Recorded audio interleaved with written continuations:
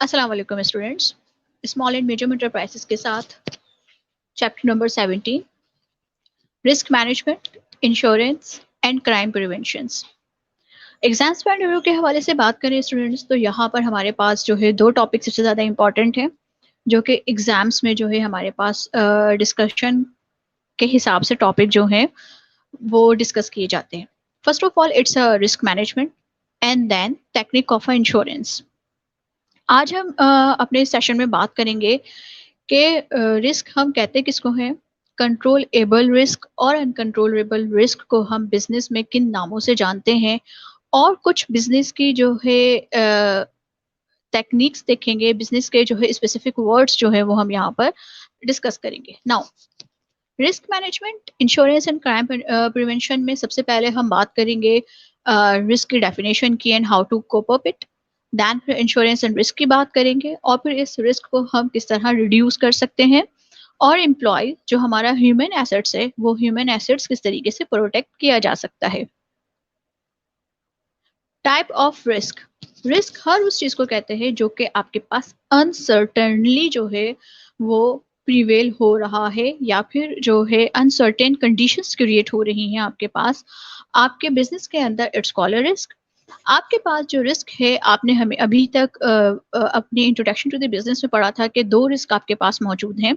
एक है आपके पास वो रिस्क जिसको आप इजीली कंट्रोल कर सकते हो, ठीक है, और दूसरा है वो रिस्क जिसको आप जो है कंट्रोल नहीं कर सकते। अगर हम बिजनेस की टर्म में बात करें, वो रिस्क जिसको आप कंट्रोल कर सकते हो that is called the pure unpredictable risk. Okay, जिसको आप नहीं कंट्रोल कर सकते। फॉर एग्जाम्पल दैट आपने जो है आपको रॉ मटेरियल की जरूरत थी और आपने वो रॉ मटेरियल जो है वो जर्मनी से मंगवाया। जर्मनी से जब आपने उस रॉ मटेरियल की सप्लाई करवाई तो वो आपके पास जो है सी वे से आप तक पहुंचना है, ठीक है, समुद्र के रास्ते जो है वो आप तक आना है। जब सी वे के थ्रू, कार्गो के थ्रू जो है उसको पाकिस्तान में एंटर होना है, अगर क्लाइमेट चेंज होता है और क्लाइमेट चेंज होने की वजह से आपके पास आपके समंदर में किसी भी तरीके का स्टॉर्म आ जाता है, विंड स्टॉर्म और वाटर स्टॉर्म दोनों जो है मौजूद है वहां पर आपके रिस्क की सूरत में, और वो रिस्क जो है वो हैपेंड हो जाता है, वो वकूफ़ पजीर हो जाता है, जिसकी वजह से आपका जो रॉ मटेरियल है वो रॉ मटेरियल जो है वो डैमेज हो जाता है। That is complete pure unpredictable risk. कोई नहीं जानता कि क्लाइमेटिकल कंडीशंस कब चेंज हो रही हैं। कोई नहीं जानता कि आपका जो आप जो सप्लाई कर रहे हो वो सप्लाई, वो जो रॉ मटेरियल आपने सप्लाई किया है फ्रॉम जर्मनी वो आप तक आसानी से पहुंच गया है। No one can tell you this. It means of that वो रिस्क जिसको आप प्रिडिक्ट ना कर सकें, जिसको आप कंट्रोल ना कर सकें, वो रिस्क आपके पास क्या कहलाता है, प्योर अनप्रिडिक्टेबल रिस्क। जैसे कि हमने यहाँ पर क्लाइमेटिकल इश्यूज की बात की, सम टाइम आपके ऑफिस में जो है आपके पास जो है शॉर्ट सर्किट हो गया, और शॉर्ट सर्किट की वजह से किसी को नहीं पता था कि शॉर्ट सर्किट को हो जाना है, और इसकी वजह से आपको बहुत ज्यादा लॉस हो गया। ओके, नाउ ये रिस्क जो है वो आपके पास क्या है, अनप्रिडिक्टेबल रिस्क है। देन फिर आप बात कर रहे होते हैं स्पेक्युलेटिव वॉलंटियरली रिस्क की। स्पेक्युलेटिव रिस्क वो तमाम का तमाम रिस्क जिसको आप जो है रीड कर सकते हैं, ठीक है। ये रिस्क जो है रीडेबल रिस्क होते हैं, और इस रिस्क को अगर आपने ऑन टाइम रीड कर लिया है तो आप इसको कंट्रोल भी कर सकते हैं। स्पेक्युलेट करना मीन दैट कि आप इस रिस्क को जो है अंडरस्टैंड कर सकते हैं। ये रिस्क आपके पास जो है वो स्पेकुलेटिव वॉलंटियरली रिस्क होता है। इट मीन्स ऑफ दैट ये किसी भी मैनेजर के आईक्यू लेवल पर बेस कर रहा है कि वो इस रिस्क को किस तरीके से कंट्रोल कर सकता है। आपके मार्केटिंग का रिस्क जो है वो आपके पास क्या है, कंट्रोलेबल रिस्क के। स्टॉक एक्सचेंज में आप देख रहे हैं कि आपकी मार्केट फ्लक्चुएट हो रही है, तो जब आपकी मार्केट वहां पर फ्लक्चुएट हो रही है तो आप वहां पर इन्वेस्ट करने को नहीं प्रीफर करेंगे। ओके, और अगर आपको लग रहा है कि नहीं, अगर आप इस फ्लक्चुएटिंग मार्केट में, आपका मैनेजर जो है उसका आईक्यू लेवल इतना ज़बरदस्त है कि उसने फीचर रीड किया, और फीचर रीड करने के बाद उसने सोचा कि जब ये कंडीशन जो है कंट्रोल हो जाती है, या आफ्टर दिस कंडीशन आपके पास आपके इन्वेस्टमेंट जो है वो आपको बेनिफिट दे के जाएगी, तो वहां पर डिपेंड कर रहा है ये तमाम की तमाम चीज़ें आपके मैनेजर की इंटेलिजेंसी के ऊपर। आपका ऑनर जो एसएमई का ऑनर है वो किस तरीके से उस रिस्क को रीड कर रहा है, that is called the speculative risk. ये जो दोनों रिस्क हैं, प्योर अनप्रिडिक्टेबल रिस्क और स्पेक्युलेटिव रिस्क, ये दोनों जो है साइड बाय साइड आपके बिजनेस के अंदर मौजूद होते हैं। और ये दोनों जो आपके बिजनेस के अंदर मौजूद हैं, एक ऑनर की जो है स्पेशलिटी होती है कि एक एसएमई एंटरप्रेन्योर ये दोनों इन दोनों चीजों को किस तरीके से हैंडल कर रहा है। स्पेक्युलेटिव रिस्क समटाइम जो है आपके पास आपकी फॉल्स न्यूज़ेस पर और आपके पास प्रोपेगेंडा न्यूज़ेस के ऊपर भी जो है वो बेस कर रहा होता है कि आपके मार्केट जो है किसी प्रोपेगेंडे का शिकार हो चुकी है, जिसकी वजह से बिजनेस की जो कंडीशंस हैं, बिजनेसेस की जो कोटेड प्राइसेस हैं और बिजनेसेस के जो फाइनेंशियल एक्टिविटीज हैं, वो तमाम की तमाम एक्टिविटीज जो हैं वो किसी तरीके से डिस्टर्ब हो रही हैं। तो ये जो दो रिस्क हैं, ये आपके पास आपके बिजनेस में की रोल प्ले कर रहे होते हैं। और एक इंटरेस्टिंग जो एडवर्ब है वो आप लोगों को बहुत अच्छी तरीके से याद होगा, no risk no business. Now coping with risk, आप अपने रिस्क को किस तरीके से हैंडल कर सकते हैं। कोप अप करना है आपने इस रिस्क को, और इस कोप अप करने के लिए आपके पास कौन कौन सी टेक्निक्स मौजूद हैं। क्या आप एक जो है लीनियंट ऑनर की तरह उस रिस्क को अवॉइड करोगे। सही। जैसे कि कहा जाता है कबूतर की तरह आंखें बंद कर लेना। क्या आप अवॉइडेंस की पॉलिसीज यूज करोगे उस रिस्क के लिए। लेकिन आप कहाँ तक अवॉइड कर सकते हो। हर एक चीज एक ऑनर क्या करता है जब उसको अपने रिस्क को अवॉइड करना पड़ता है, वो अगर अवॉइड की पॉलिसीज जो है वो हैंडल कर रहा है, तो वो वहां पर परसेंटेज अप्लाई करता है कि इस सिचुएशन को कितने परसेंट तक वो हैंडल कर सकता है, कितने परसेंट तक उसको अवॉइड कर सकता है। और ये अवॉइडेंस अगर बढ़ जाए तो क्या उसके बिजनेस के लिए जो है वो प्रॉब्लम क्रिएट करेगा। अगर उसके बिजनेस के लिए जो है 80% तक वो ये रिस्क हैंडल कर सकता है, तो वो वहां पर अवॉइड की पॉलिसीज को फॉलो कर रहा है। देन फिर उसके बाद वो प्रिवेंट करेगा और अपनी कंट्रोल पॉलिसीज को जो है वो वहां पर प्रिवेंशन कर रहा है, एहतियाती तदाबीर इस्तेमाल कर रहा है और इस रिस्क को कंट्रोल करने की कोशिश कर रहा है। देन फिर वो अपने रिस्क को क्या ट्रांसफर कर रहा है, क्योंकि समटाइम ये होता है कि आपके पास जो है एक रिस्क मौजूद होता है और आपके पास चॉइसेस मौजूद होती हैं कि इस रिस्क को आप किस तरीके से हैंडल कर रहे हो। लेट सपोज एक इन्वेस्टमेंट है। अब उस इन्वेस्टमेंट में जो है आप हम एक बात करते हैं कि एक इंडेक्स की बात करते हैं, हम शेयर इंडेक्सेस की बात करते हैं कि आपको जो है रिस्क है। अब आपके पास जो है, अब आप ट्रांसफरेबल पॉलिसीज यूज कर रहे हो कि आपके पास 10 इंडेक्स भी मौजूद है, आपके पास 100 इंडेक्स भी मौजूद है और आपके पास 75 इंडेक्सेस भी मौजूद है। आपका रिस्क जो है 3% जो है तीनों इंडेक्सेस में मौजूद है। नाउ चॉइस इज योर्स कि आप इन इंडेक्सेस पे कहाँ पर अपने रिस्क को ट्रांसफर कर सकते हो। नाउ एजम्पशन या सेल्फ इंश्योरेंस। इसके बाद रिस्क को सबसे बड़ा कंट्रोल करने का जो टूल है, वो टूल है आपके पास इंश्योरेंस का टूल, कि इस रिस्क को आप क्या कर दें, इंश्योर्ड करवा लें। और it's also called the transfer, कि आप जो है अपने रिस्क को मिनिमाइज कर रहे हो। ठीक है। अपने ये जो रिस्क के टूल्स हैं कि how to prevent your risk, which kind of tools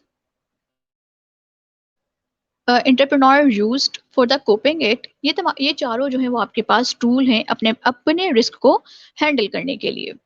now अब जब हमें पता है कि हम सेल्फ इंश्योरेंस पॉलिसी की तरफ जा रहे हैं और insurance is one of the tool among this, then फिर इंश्योरेंस कब कब ले सकते हैं, डिटरमाइन द इंश्योरेंस नीड, कि आप अपने इंश्योरेंस को कब कब ले सकते हैं।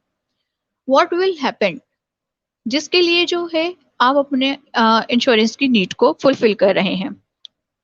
आई डाई, फायर, थेफ्ट या एम्बल्समेंट, रॉबरी एंड सेटलमेंट, ये वो कंडीशंस हैं जहां पर आप क्या कर रहे हैं, इंश्योरेंस ले सकते हैं। कि आप फायर इंश्योरेंस ले रहे हो, सही। अगर आपके पास जो है किसी भी तरह का लाइफ रिस्क मौजूद है, तो आप उस लाइफ रिस्क के ऊपर अपने पास अपना इंश्योरेंस ले रहे हो। आपने अपना सामान जो है वो लाहौर से कराची मंगवाया है, इन बिटवीन दैट आपका जो सामान है वो थेफ्ट ना हो जाए, एम्बेजमेंट ना हो जाए, रॉबरी ना हो जाए, या उसको किसी दूसरी चीज से जो है रिप्लेस ना कर दिया जाए, सेटलमेंट ना हो जाए उसकी। आप इन तमाम की तमाम कंडीशन में जो है अपने पास अपने इंश्योरेंस जो है वो हैंडल कर सकते हो। ये वो सिचुएशंस हैं जहां पर आप क्या कर रहे हैं, अपने इंश्योरेंस को आप अवेलेबल हैं, आप एबल हैं एक्चुअली अपने इंश्योरेंस को लेने के लिए। तो determine the insurance need. Now अब आपके पास इंश्योरेंस की टाइप्स कौन कौन सी होती हैं। जब फायर हो रहा है कहीं पर आपके पास जो है शॉर्ट सर्किट की वजह से आपके पास आपके बिजनेस प्रेमिसेस में जो है आग लग रही है, आपके पास आपके इक्विपमेंट जो है वो हाई रिस्क पे जा रहे हैं, तो आप वहां पर सबसे पहले फायर रिस्क की बात करते हैं कि वहां पर आप क्या कर रहे हैं, फायर इंश्योरेंस ले रहे हैं। बिजनेस इंटरप्शन आपके पास एक इंश्योरेंस की जो है टाइप मौजूद है। कैजुअलिटीज हो रही हैं किसी भी तरह से, वो कैजुअलिटीज जैसे कि आपने अपने लेबर्स की जो है वो इंश्योरेंस करवाई हुई है, that is called the casualty. Product and service liabilities के रिस्क में इंश्योरेंस जो है वो मिल रही है आपको, तो ये टाइप बन रही है आपके पास आपकी इंश्योरेंस की। वर्कर्स कंपनसेशन, आपने अपने वर्कर्स को कंपनसेशन दिए in term of a medical insurance. Group health या life insurance, business business owner जो है वो खुद को इंश्योर कर रहा है। और फेडिलिटी या श्योरिटी बॉन्ड्स, इन ये तमाम के तमाम जो है वो क्या है, आपके पास इंश्योरेंस की टाइप्स मौजूद हैं। और ये टाइप्स जो हैं ये आपके पास सारी जो इंश्योरेंस की टाइप मौजूद है ये आपके पास सिक्योर्ड इंश्योरेंस टाइप मौजूद है। नाउ इंश्योरेंस होने के बाद क्या वो को इंश्योर्ड हो सकती हैं चीजें। को इंश्योर्ड कह किसको रहे हैं, having the business by insurance equal to a specific percentage of property value. आप अपने पास जब आप आपका जो को इंश्योर्ड करने वाला पर्सन है आपके पास आपकी उस चीज की इंश्योरेंस क्यों करेगा। अब वो डिपेंड कर रहा है आपके पास आपकी एसेट्स की वैल्यूज के ऊपर, कि आपकी एसेट्स की वैल्यूज इक्वल टू हो आपके पास जिस चीज की आप इंश्योरेंस करवा रहे हैं। Then action to improve safety and reduce premiums. आप अपने पास जो है अपनी सेफ्टी जो है वो किस तरीके से इम्प्रूव कर सकते हैं कि आपको इंश्योरेंस कम से कम करवाना हो और अपने प्रीमियम्स को जो है वो आप रिड्यूस कर सकें। बिकॉज ऑफ दैट अगर आप इंश्योरेंस की बात करें तो इंश्योरेंस जो है वो आपके पास आपकी बिजनेस की कॉस्ट है। जब हम अगर हम रियल मार्केट की बात करें या हम बिजनेस मार्केट्स की बात करें तो बिजनेस मार्केट में जो है आपके पास आपकी इंश्योरेंस जो है वो 100% जो है उसको एज अ कॉस्ट हैंडल किया जाता है। Because of that many time जो है आपके पास जो आपकी इंश्योरेंस होती है वो इंश्योरेंस आपके पास जस्ट प्रीमियम पेड होने के बाद जो है वो यूजलेस हो जाती है। इट मीन्स ऑफ दैट कि आप उसको जो है यूज्ड ही नहीं कर पाए। इसीलिए बिजनेसमैन मोस्ट प्रोबेबली अवॉइड करता है किसी भी चीज को इंश्योर करवाने के लिए। नॉर्मली जो है वो अपने एम्प्लॉयज की इंश्योरेंस नहीं करवा रहा होता। मोस्ट प्रोबेबली टाइम ये होता है कि वो सिर्फ अपने पास अपने इक्विपमेंट को इंश्योर करवा रहा है, या फिर जो है वो सामान जो उसने किसी दूसरे कंट्री से मंगवाया है वो उसको इंश्योर करवा रहा है। लेकिन इन बिटवीन द बाउंड्रीज, जो कंट्री की बाउंड्रीज के अंदर की जो है आपके पास आपका सप्लाई चेन है, उस सप्लाई चेन को जो है वो इंश्योर नहीं करवाया गया। इसीलिए आपके पास आपकी इंश्योरेंस जो है वो कॉस्ट है एक बिजनेस के लिए। Now it means of that अगर आपको अपने पास जो है रिड्यूस करना है ये प्रीमियम, तो आप वो कौन कौन से स्टेप्स जो है वो ले सकते हैं। आप अपने एम्प्लॉयज को इन्वॉल्व करें अपने साथ। इन्वॉल्व एम्प्लॉयज मीन्स दैट कि आप जो है समटाइम आप उसको कंपनसेशन में आप उसको मेडिकल नहीं दे रहे। समटाइम जो है आप क्या कर रहे हैं, जिससे आपने सामान मंगवाया है आप उसको जो है सेफ्टी प्रिकॉशंस बता रहे हैं कि इस सामान को लाने के सेफ्टी प्रिकॉशंस कौन कौन से हैं। और मोस्ट प्रोबेबली आप क्या कर रहे हैं, आप अपने पास अपने रॉ मटेरियल को जो है वो सेव कर रहे हैं। Establish communications guideline, proper guideline जो है आप क्या कर रहे हैं, सेकंड पर्सन तक इंडोर्स कर रहे हैं। कंपनी वाइड पार्टिसिपेशन, कंपनी को जो है अपनी पार्टिसिपेशन जो है वो एक्टिवली रखनी चाहिए।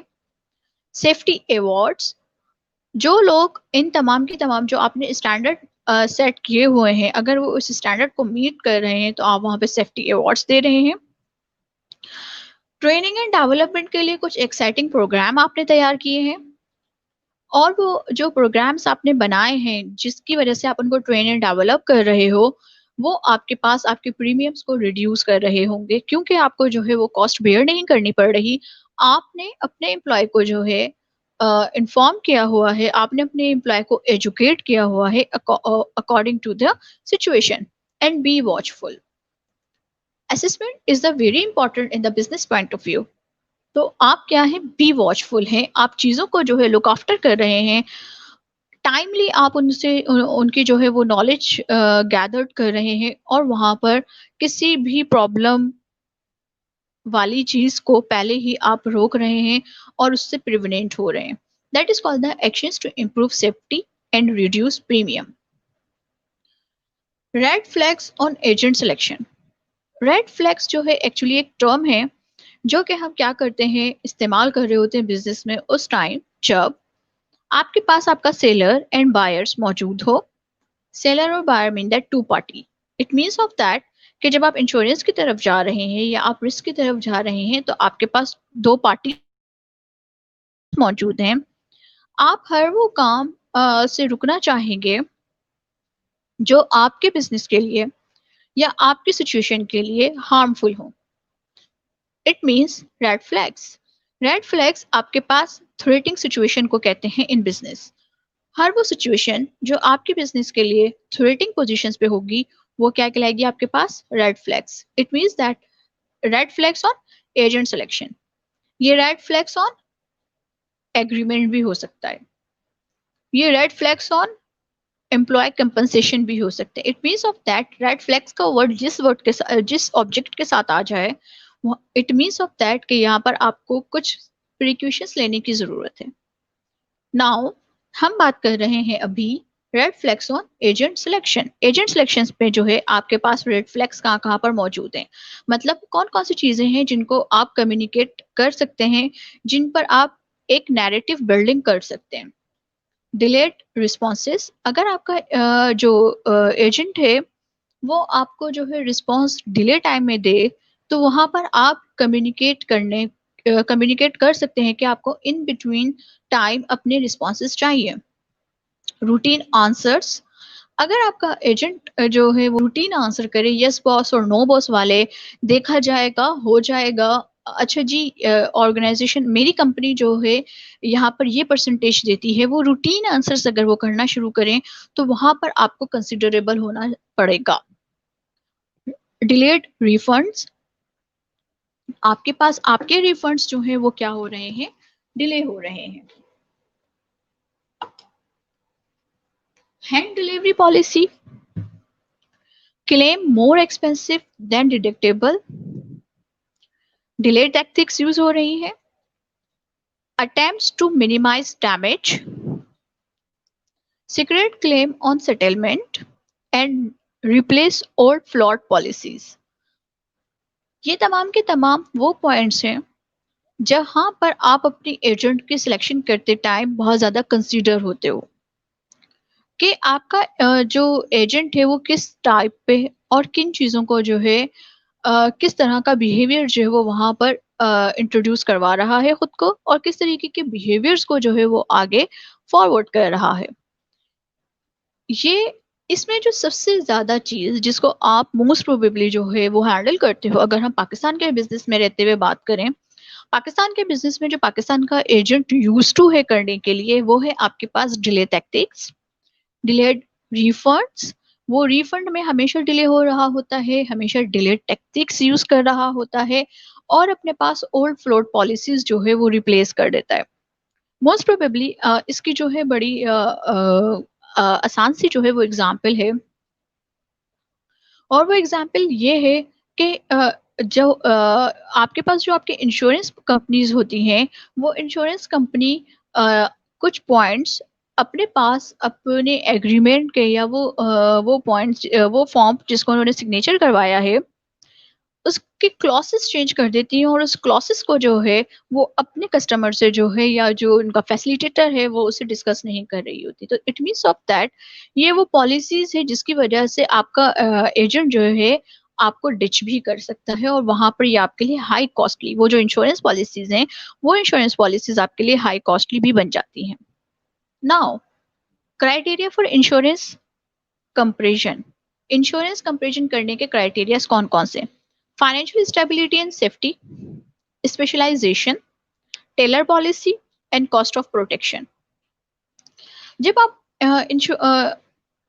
क्राइटेरिया देख रहे हो कि इंश्योरर कंपैरिजन जो है, इंश्योरर जो जिसको इंश्योरेंस आपको पेड करनी है, एक्चुअली क्या उसकी जो फाइनेंशियल पोजीशन है या जो उसकी स्पेशलाइजेशन है वो अकॉर्डिंग टू है या नहीं है।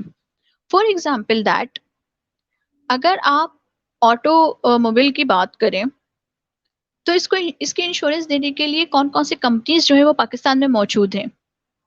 सबसे पहले जो है आप यहाँ पर ये देखेंगे, ओके, लेट सपोज अगर हम बात करें होंडा की, अगर हम बात करें टोयोटा की, तो Honda and Toyota already collaboration पे होते हैं अपनी इंश्योरेंस कंपनीज के साथ। लेकिन अगर आप किसी सुजुकी की बात करें आप, तो ये वो कंपनी है जो जिसकी इंश्योरेंस आपको खुद लेनी है, ओके। देन अगर आप होंडा की बात कर रहे हैं या हम टोयोटा की बात करें जो ऑलरेडी कोलैबोरेशन पे मौजूद हैं, जिनके पास उनका इंश्योरर ऑलरेडी मौजूद है, तो it means of that Honda या टोयोटा इन दोनों ने जब किसी भी इंश्योरर कंपनी को अपने साथ कोलैबोरेट करवाया होगा तो वो किन किन चीजों को उन्होंने वहां पर देखा होगा। रिफंड पॉलिसी उनकी क्या है और उनका पास्ट एक्सपीरियंस, उनके जो एक्सपीरियंसेस होंगे रिफंड करने के, वो रिफंड करने के एक्सपीरियंसेस उन्होंने वहां पर डिस्कस किए होंगे और उसको चेक एंड बैलेंस पे देखा होगा। जिस कंपनी से आप इंश्योरेंस ले रहे हो क्या उसकी फील्ड है वो या नहीं है, it means it call that the specialization. जैसे कि आप आदमजी इंश्योरेंस कंपनी की बात करें तो आप वहां पर ये देखेंगे कि आदमजी इंश्योरेंस कंपनी किन किन एरिया में इंश्योरेंस प्रोवाइड कर रही है।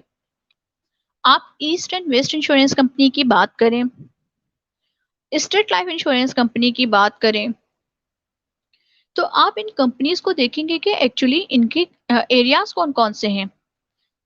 तमाम कंपनीज जो इंश्योरेंस कंपनीज होती हैं, तमाम इंश्योरेंस कंपनी हर एरिया में हैंडल नहीं कर रही होती चीज़ों को। तो आप अपना क्राइटेरिया वहां पे डिसाइड करोगे कि एक्चुअली आपको इंश्योरेंस किस एरिया में लेनी है। नाउ टेलर पॉलिसी, इनकी जो स्टार्टिंग या कोर पॉलिसी है, वो कोर पॉलिसी क्या है, वो किस तरीके से इंश्योरेंस कर रहे होते हैं, प्रीमियम लेने के कौन कौन से तरीकेकार है उनके पास, उनका पेड करने का तरीकेकार क्या है।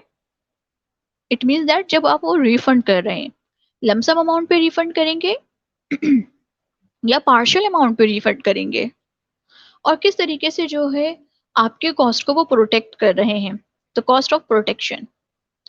ये आपके पास क्या है, क्राइटेरिया है। क्योंकि इंश्योरेंस मैंने पहले ही कह दिया आपसे कि बिजनेस इंश्योरेंस जो है वो बिजनेस की कॉस्ट है। तो जब आप एक कॉस्ट लगाने के लिए जा रहे हो तो आपको उसके ऊपर अपना होमवर्क करना भी जरूरी है, और जिस कंपनी को आप ये कॉस्ट देने के लिए जा रहे हो उस कंपनी की गुडविल और उसकी पॉलिसीज आपकी नॉलेज में होना जरूरी है।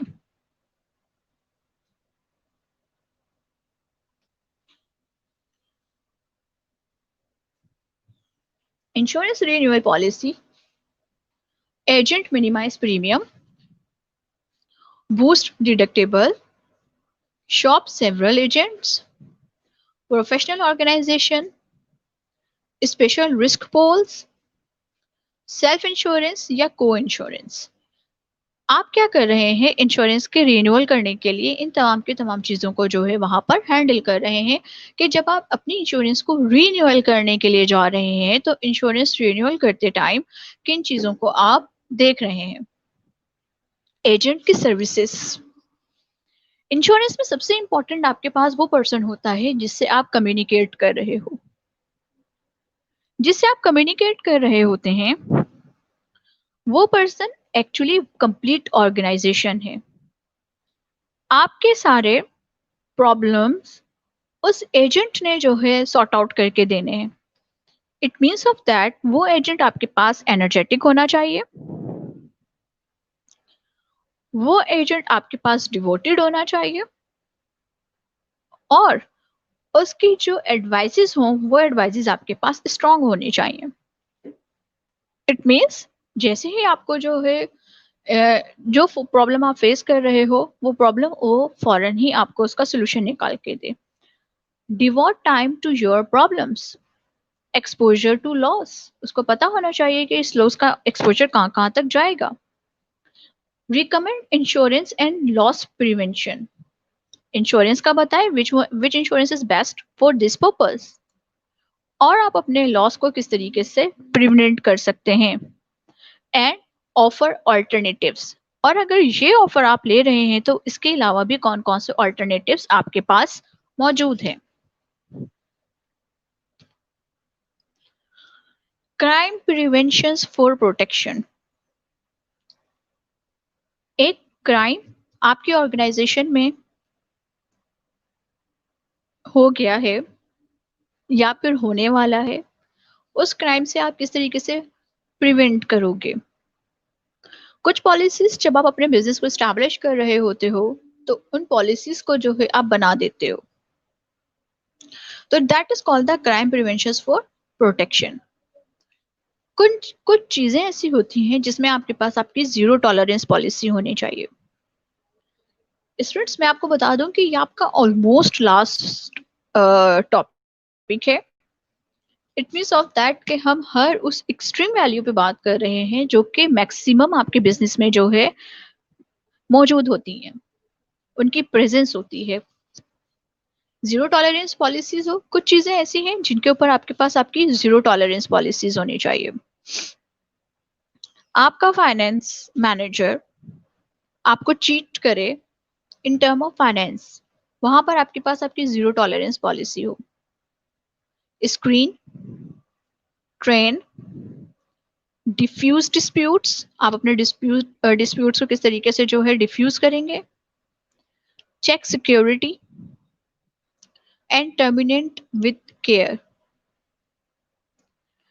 कुछ चीजों पर जीरो टॉलरेंस पॉलिसी हो कि आप फौरन ही अपने एम्प्लॉयज को जो है हैंडल कर सकें। आप स्क्रीन करें, आप ट्रेन करें अपने एम्प्लॉयज को या उन लोगों को जो कि क्राइम प्रिवेंट के लिए जो है रिस्पॉन्सिबल हैं। सिक्योरिटी चेक करें, और जब टर्मिनेट कर रहे हैं तो वो टर्मिनेशन जो है वो केयर के साथ होनी चाहिए। Now question is that terminate what. आपके पास आपके जो पेपर्स होते हैं मोस्ट प्रोबेबली वो आपके बिजनेस के लिए जो है आपका एसेट्स हैं, तो वो किस तरीके से आप टर्मिनेट करोगे। आप जो अपने सिस्टम यूज कर रहे हैं अपने ऑफिस में और आपको लगता है कि अब उसको रिप्लेस होना चाहिए, तो जब आप उसको रिप्लेस कर रहे हो, आप उसकी टर्मिनेशन कर रहे हो, वो आप उसके कौन से एसओपीज का ख्याल रखेंगे, आप उसको किस तरीके से जो है आप केयरलेसली आप उसको नहीं हटा सकते। उसके लिए आप कुछ ना कुछ जो है स्टेप्स लेंगे। तो वहां पर ये है कि टर्मिनेट विथ केयर, आप अपने गैजेट्स किस तरीके से टर्मिनेट कर रहे हो, आप अपने पेपर्स किस तरीके से यूजलेस बना रहे हो। Reducing chance of robbery, robbery की चांस किस तरह रिड्यूस कर रहे हैं। आपका वेयर हाउस मौजूद है, आपका रॉ मटेरियल्स मौजूद है, वो रॉ मटेरियल्स और वो वेयर हाउस, वहां पर आपको अपनी रॉबरी के चांसेस को जो है वो रिड्यूस करना है। Modify store layout, store layout को मॉडिफाई करें, सिक्योर करें एंट्रेंस को, यूज डॉक्स करें, control cash and redesign surroundings. ये तमाम की तमाम चीजें हैं जिसपे आप क्या कर रहे हैं, चांसेस ले रहे हैं, रिड्यूस कर रहे हैं अपने पास अपनी रॉबरी को। Now source of inventory theft, आपके पास आपकी जो इन्वेंट्री है वो कहाँ कहाँ से चोरी होती है और किस किस तरीके से जो है आपको नजर आता है आपके सप्लाई चेन मैनेजमेंट में कि आपके पास आपकी इन्वेंट्री की लैकिंग कहाँ कहाँ से होती है, या आपके पास कुछ सोर्सेज हैं जो इस पाए में आपको नजर आ रहे हैं। एम्प्लॉय थेफ्ट, एम्प्लॉय किसी भी जो एम्प्लॉय इन्वेंट्री को इन्वेंट्री अगर कम नजर आ रही है तो उसका सबसे बड़ा सोर्स है एम्प्लॉय थेफ्ट। आपके एम्प्लॉयज जो हैं वो यूज टू हैं चोरी करने के। वेंडर फ्रॉड, जिससे आपने जो है सामान मंगवाया है, जो आपका बैकडोर चैनल है उसने आपके साथ जो है फ्रॉड किया है। शॉप लिफ्टिंग, शॉप से अपलिफ्ट हुए हैं और आपके पास आपका एडमिन एरर रिकॉर्ड करते टाइम जो है एडमिन से वहां पर एरर हो गया है, जिसकी वजह से जो है ये आपके साथ प्रॉब्लम हुई। Now white collar crime, Pakistani तो बिल्कुल भी जो है इस वर्ड से अब नाबल्द नहीं होंगे। ऑलमोस्ट तमाम के तमाम पाकिस्तानी जो है वो इस बात को जानते हैं कि what is the white collar crime. एक होता है आपके पास ब्लू कॉलर क्राइम और एक होता है आपके पास white collar crime. White collar crime आप बोल किसको रहे हैं? Committed by the managerial, professional and technical employees. आप कमिटेड हैं डिसीजन मेकिंग करने में, प्रोफेशनलिज्म्स के अंदर आप जो है प्रोफेशनल हैं आप, और आप एक टेक्निकल एम्प्लॉयज हैं, और आप अपने काम को करने में लैकिंग दिखा दें, या आपके पास एक काम को करने के लिए जो पॉलिसीज थी उन पॉलिसीज को आप क्या करें, आगे पीछे कर दें, या उन पॉलिसीज को आप प्रॉपर फॉलो ना करें, that is called the white collar crime. White collar crimes में कौन कौन सी टाइप्स होती है जो कि व्हाइट कॉलर क्राइम्स में जो है इन्वॉल्व है?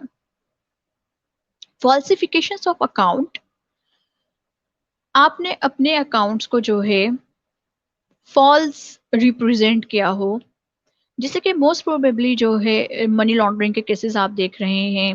मोस्ट प्रोबेबली जो है बेनामी अकाउंट्स आपने पाकिस्तान में जो है बहुत सुना, जाली अकाउंट्स की जो है आपने यहाँ पर टर्म्स बहुत सुनी।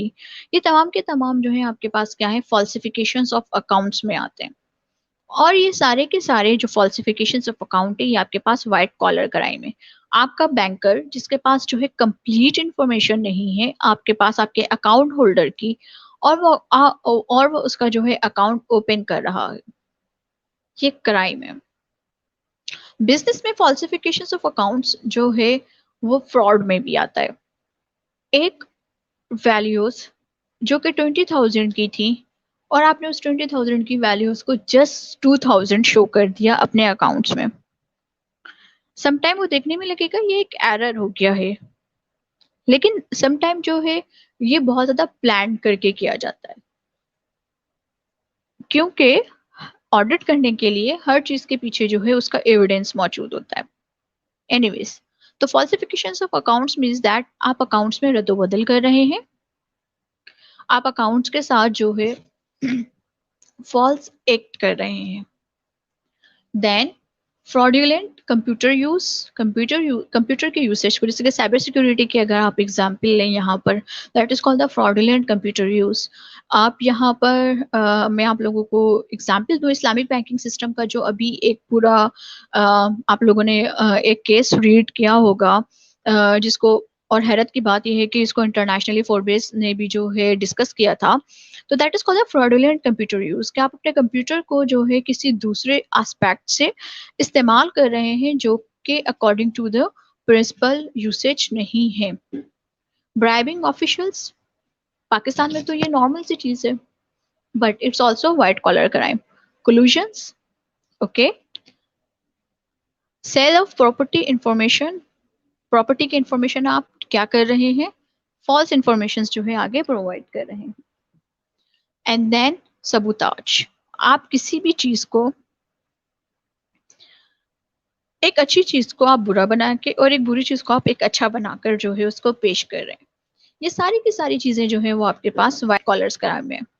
Computer crime, intentional destruction of data, data के साथ छेड़छाड़ कर रहे हैं, सही, और वो भी किस तरह, मिसलीड कर रहे हैं आप चीजों को। तो जब आप डेटा को मिसलीड कर रहे होते हो और जो है चीज़ों को आप गलत वे में इस्तेमाल कर रहे हो, या डेटा जो ऑलरेडी एग्जिस्ट करता है उसकी वैल्यूज आप जो है गलत वे में देख रहे हो, तो that is called the intention destruction of a data and fraudulent. इसके लिए जो है बहुत सारी लिंक्स मौजूद हैं इस कंप्यूटर क्राइम्स को अंडरस्टैंड करने के लिए, कुछ वीडियोस मौजूद हैं स्टूडेंट्स, कभी हम डिस्कस करेंगे इन चीज़ों के ऊपर भी। नाउ आप इसको किस तरह मिनिमाइज कर सकते हैं? ट्रैक कॉस्ट आप ट्रैक करें, increase budget, ban criminals. Criminals को आपने फर्स्ट टाइम जो है उसको रेड हैंडेड पकड़ लिया है, और अगर आपने उसको रेड हैंडेड देखने के बाद भी आप उसको जो है चांस दे रहे हो, तो वहां पर आप क्या कर रहे हो, उसकी क्रिमिनल एक्टिविटी को इंक्रीज कर रहे हो। Crack down on tax avoidance, tax evasion करने की जो एक हैबिट है उसको ब्रेक करना। रिस्टोर राइट्स, डेमोक्रेटाइज, रेन इन पे, regulate trading, expand disclosure and conflicts of interest, fix pensions and foster discussion। ये तमाम के तमाम वो सारे के सारे स्टेप्स हैं जिससे आप अपने वाइट कॉलर्स क्राइम को जो है वो रोक सकते हैं। सबसे ज्यादा जो इसमें बेस्ट इन्फ्लुएंसिंग है वो आपके पास है फोस्टर डिस्कशन। आप जब फोस्टर डिस्कशन करना शुरू करते हैं तो वहां से पता चलता है फोस्टर डिस्कशन का मतलब क्या। आपके जो पॉइंटर्स थे उन पॉइंटर्स ने इन वाइट कॉलम क्रिमिनल्स के साथ क्या काम किया, मतलब उनसे किस तरह पेश आए। आप हर दफा अपनी ऑर्गेनाइजेशन में एक ऐसा पर्सन जरूर रखते हैं जो फोस्टर डिस्कशन कि पहले ये काम होता था फिर ये काम हुआ और उसके साथ जो है ना ये पनिशमेंट, उसने ये काम किया था ये पनिशमेंट मिली। फोस्टर डिस्कशंस जो है अ, अमूमन कहा जाता है, मोस्ट प्रोबेबली स्टडीज में जो है इस बात को डिस्कस किया गया है कि जो फोस्टर डिस्कशन होती है तकरीबन 60% ये इन्फ्लुएंस करती है, जिसकी वजह से आपके पास जो है आपका जो वाइट कॉलर होता है, वाइट कॉलर क्राइम्स जो है वो मिनिमाइज हो जाते हैं। कि आप अपने फोस्टर्स के एक्ट को बार बार दोहराएं। ये आपके पास आप अपने क्रिमिनल्स को बैंड करें, एक्सपेंड करें डिस्क्लोजर हर एक चीज के साथ इन रिटन डॉक्यूमेंट्स। डिस्क्लोजर्स जो है आप क्या कर दें वहां पर एक्सपेंड कर दें। और डॉक्यूमेंट सिक्योरिटी, जो एसेट्स हैं आपका, वो एसेट्स भी जो है वो आपके पास इंपॉर्टेंट है। List of authorized personnels, no permission to remove sensitive documents from premises. आप अलाउ ही ना करें कि आपके जो सेंसिटिव डॉक्यूमेंट्स हैं वो आपके प्रेमिसेस से बाहर जाएं। ये चीजें जो है जो लिस्ट ऑफ ऑथराइज्ड पर्सनल, कौन सा डॉक्यूमेंट किसके पास होगा, क्लियर एक जो है पॉलिसी होनी चाहिए। रूल एंड रेगुलेशंस ये क्लियर होने चाहिए कि किसके पास कौन सा डॉक्यूमेंट मौजूद होगा। और कोई भी डॉक्यूमेंट ऑफिस से बाहर नहीं जा सकता विदाउट परमिशन। ये आपके डॉक्यूमेंट सिक्योरिटी के लिए जो है इम्पोर्टेंट होता है। और वर्क प्लेस सेफ गार्ड, क्योंकि हम प्रिवेंशन की बात कर रहे हैं कि क्राइम प्रिवेंशन किस तरीके से है। Guards over moving tools, tools move करने के ऊपर गार्ड्स होने चाहिए। Devices to protect hands from machine, protective care होने चाहिए, वार्निंग्स एंड मेडिकल ट्रीटमेंट्स। ये आपके पास जो है कंप्लीट आपके पास चैप्टर नंबर 17 था जिसमें हमने बात की कि what is risk and what is insurance and crime prevention, कि आप अपने क्राइम से जो है वो किस तरीके से प्रिवेंट हो सकते हैं। Now students, today is the last. Exams point of view से बात करें तो एग्जाम्स पॉइंट ऑफ व्यू में आपके पास आपका इंश्योरेंस सबसे ज्यादा डिस्कस हो रहा होता है और आपके पास types of risk, how many type of risk faced by the SME and how to control that risk. ये दो चीजें जो है वो आपके पास इंपॉर्टेंट है। टुडे आज के लिए इतना ही students. Thank you so very much and अल्लाह हाफिज।